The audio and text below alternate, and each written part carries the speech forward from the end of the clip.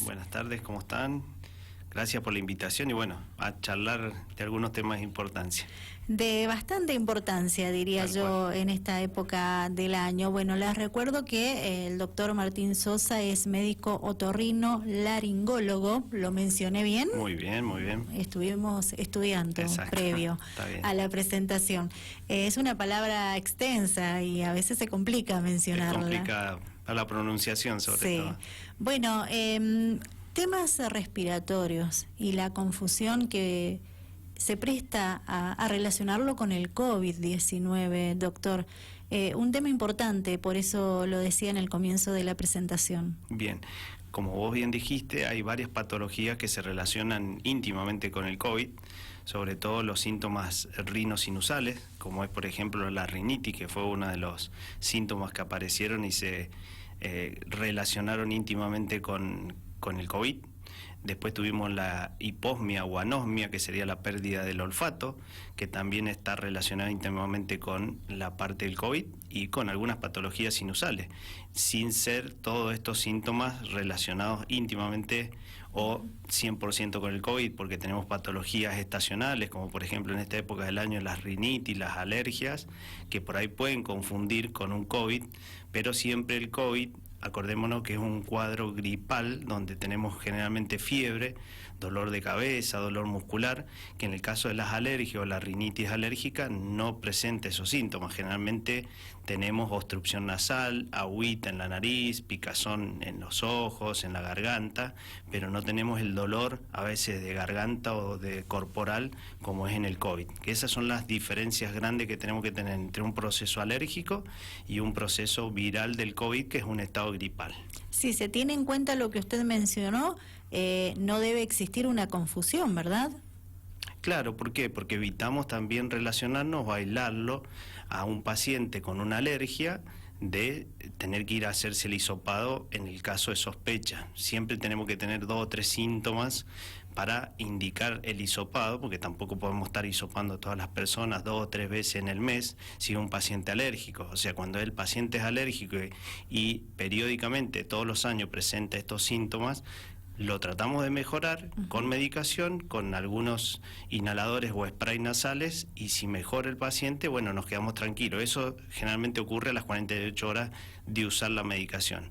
Y si ya has tenido un contacto estrecho con alguna sospecha de algún paciente infectado con COVID, se lo aísla al paciente y a las 48 o 72 horas se lo hisopa. Bien. ¿Ha surgido un aumento importante de enfermedades respiratorias en este último tiempo? Han aumentado en el sentido que las personas están consultando post-COVID por presentar síntomas relacionados a las secuelas que deja el COVID. No solamente a nivel nasal, sino también a nivel auditivo, Sí. que es la especialidad mía, que queda con alguna dificultad, sobre todo zumbidos, acúfenos o tinnitus que habrán escuchado. Las personas notan que están con alguna disminución auditiva y presencia de algún tipo de zumbido. Eso lo relacionamos a veces con las secuelas que va dejando el COVID y que vamos aprendiendo a medida que está transcurriendo esta pandemia, ¿no? Porque nosotros el COVID no lo teníamos registrado, y menos todos estos síntomas que van apareciendo, aparte de los cardiovasculares, los síntomas respiratorios como la fatiga, la falta de aire, la disnea, que lo relacionamos con la secuela que deja el COVID. Pero a nivel otorrinolaringológico nos queda la falta de olfato, que puede ser permanente o duradera de un tiempo limitado hasta un mes, o a veces persiste durante más de 6 meses. Y como te decía recién, la pérdida de audición o hipoacusia acompañado de acúfenos o tinnitus, que le decimos que son los zumbidos. ¿Qué se hace en ese caso? Porque el tiempo es importante. Usted está diciendo, puede ser una duración de un mes a 6 meses. A 6 meses, y a veces persiste, por ejemplo, la falta de gusto y olfato que hemos estado teniendo más tiempo. Más tiempo. Hay gente que ha transcurrido en la primera época de la pandemia, en el primer año, y todavía no recupera el 100% del olfato. O a veces entra a un lugar y tiene el olfato alterado, siente mal olor, tiene mal olor cuando cocina la familia, sobre todo en los niños, que llega a la casa y siente mal olor por todos lados, por más que sea agradable lo que se está cocinando o el perfume que hay en el ambiente, ellos sienten una distorsión, que sería una disosmia, sería el término, olfatoria. ¿Y qué se hace en esos casos? ¿Se recurre al especialista, al médico de cabecera? ¿Y cuál es el procedimiento que toman ustedes como médicos? Bien, normalmente ya viene derivado el paciente por haber transcurrido el COVID. En el caso del COVID, lo que hacemos nosotros es un estudio básico que se llama audiometría o tomografía en el caso de la nariz, y evaluamos si ha habido alguna secuela o queda algún tipo de secuela que podamos comparar con un estudio previo, o si no, bueno, evaluamos si ha habido alguna pérdida en ese momento que ya hicimos el estudio.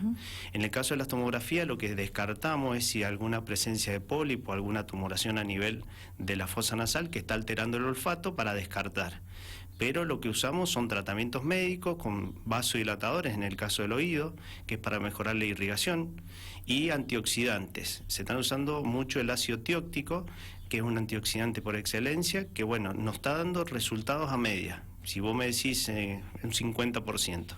Y en el caso de la falta de olfato o anosmia, usamos spray nasal, que son la mayoría son corticoides locales, tópicos, y usamos también el antioxidante que te decía yo, el ácido tióctico, que en realidad es un antitóxico, porque eso nos ayuda a eliminar todos los radicales libres que tenemos nosotros en el organismo, y bueno, intentamos que con esa medicación la persona recupere su vida habitualmente normal. Lo que pasa es que siempre queda algún tipo, no solamente secuela a nivel auditivo o respiratorio, sino también a veces tenemos gente con pérdida de memoria o con fatiga crónica, y bueno, y el factor emocional o psicológico es muy importante.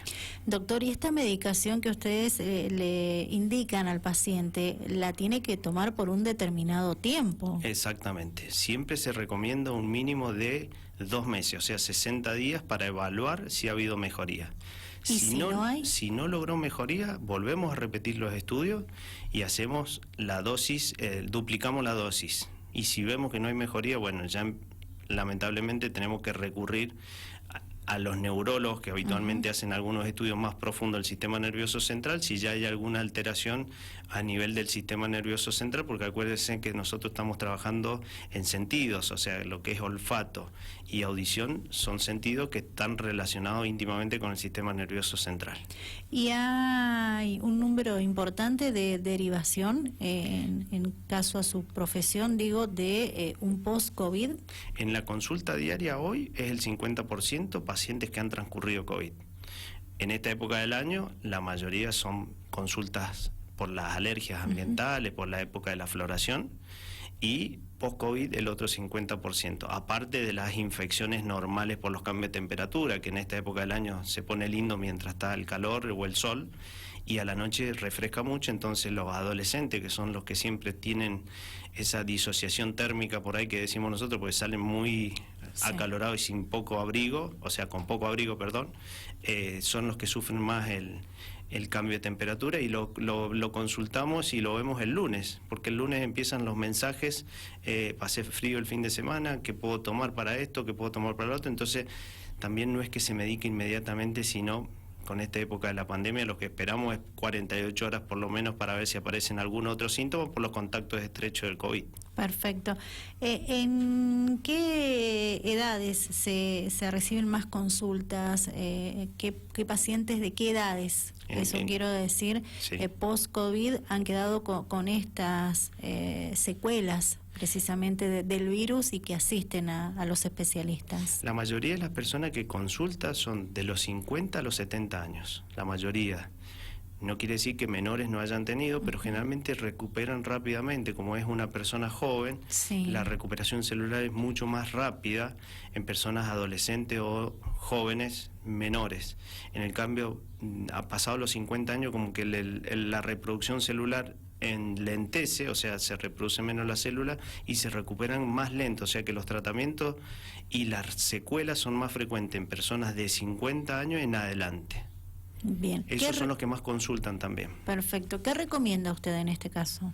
Mira, recomendamos, cuando uno ya transcurrió el COVID, esperar los 30 días, hacer control con el neumonólogo, con el cardiólogo, para descartar todo lo que es la parte cardiovascular y neumonológica, y después empezar a hacer una rutina, como te decía, de controles auditivos, control visual, control de si ha quedado alguna secuela a nivel del sistema nervioso, que te decía siempre una consulta con el neurólogo a tiempo también puede evitar algún tipo de secuela, como para hacer una rutina de descartar secuelas básicamente. Pero hay mucha gente que no consulta porque se siente bien, Sí. y hay gente que ha transcurrido el COVID sin síntomas.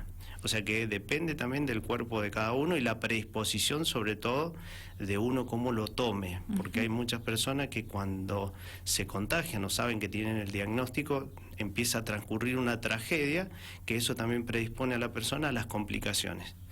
Y aquellas personas que por ahí lo toman con una predisposición diferente, como que la evolución mejora notablemente. Es notable la recuperación de una persona que está bien predispuesta.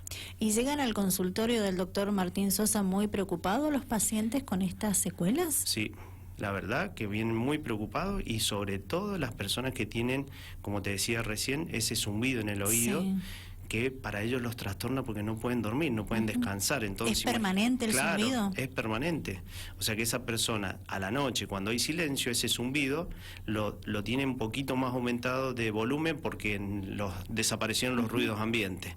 Entonces normalmente esa persona no puede conciliar el sueño, Claro. viene a dormirse a lo mejor a las 7 de la mañana cuando tiene que ir a trabajar, y es una persona que demanda mucha atención porque el especialista tiene que resolverle el problema, y muchas veces nosotros con la medicación no alcanza. Tenemos que necesitar un apoyo a veces psicológico como para que esa persona baje un poquito los decibeles, y también una contención familiar. Ujú. Esto les ha obligado a los médicos especialistas a estar permanentemente en comunicación, ¿verdad? Por todo lo que ha arrastrado el COVID-19. Si bien ahora han mermado los casos, los contagios, porque bueno, el sistema de vacunación ha progresado bastante, gracias a Dios, está siendo favorable, ¿verdad? Seguramente se va a notar también la merma de consultas de pacientes preocupados, porque ya la mayoría se está colocando la segunda dosis de vacuna que corresponde, pero les ha llevado más tiempo a ustedes como especialista, ¿verdad? Investigar, estudiar, analizar el paciente, porque no todos los casos son iguales. Tal cual. Como vos bien decís, y esto que dijiste al último, no todos los casos son iguales, no todos los pacientes son iguales, las consultas son a diario y a cualquier hora, porque la persona necesita y demanda, y también, como te decía, la contención es muy importante, porque una persona que lo aíslan, recordá que se aísla por lo menos 10 días mínimo en Sí. un hospital o en un centro asistencial, y esa persona como que empieza su cabecita a demandar otro tipo de atenciones. Sí, es verdad. Y con pacientes que se van a encontrar, ya se deben haber encontrado con muchos pacientes que ya vienen con alguna enfermedad de base. Exacto.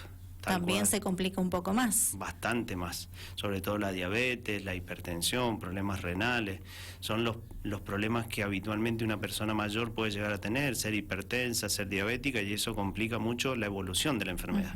Tal Por cual. más que estén vacunados, siempre recomendamos que tengan el calendario. Todavía hay gente que no cree en la vacuna y todavía hay gente que no se ha vacunado, pero bueno, nosotros que estamos en la salud recomendamos a todas las personas que estén o que escuchan todos los medios que se vacunen, porque es la única prevención que hoy por hoy tenemos. Lamentablemente, cuando ya caemos en un lugar con un diagnóstico y tenemos que estar internados, ya dependemos de otros factores que lo podríamos haber tratado de evitar con la vacunación. Doctor, le agradezco mucho por la visita. Gracias a usted, y bueno, espero que les haya servido los consejos. Y mucho. Muchas gracias. Sinceramente. Nos acompañó en Justo a Tiempo a esta hora de la tarde, en el aire de Dial Radio TV, el doctor Martín Sosa, médico otorrino, laringólogo, hablando sobre enfermedades respiratorias post-COVID y esa duda que tenemos y que a veces mezclamos los síntomas. Bueno, en esta entrevista con él quedó todo súper clarísimo. Le recomiendo que encuentren esta entrevista, la vean, la escuchen con mucha atención porque va a ser muy útil para todos ustedes.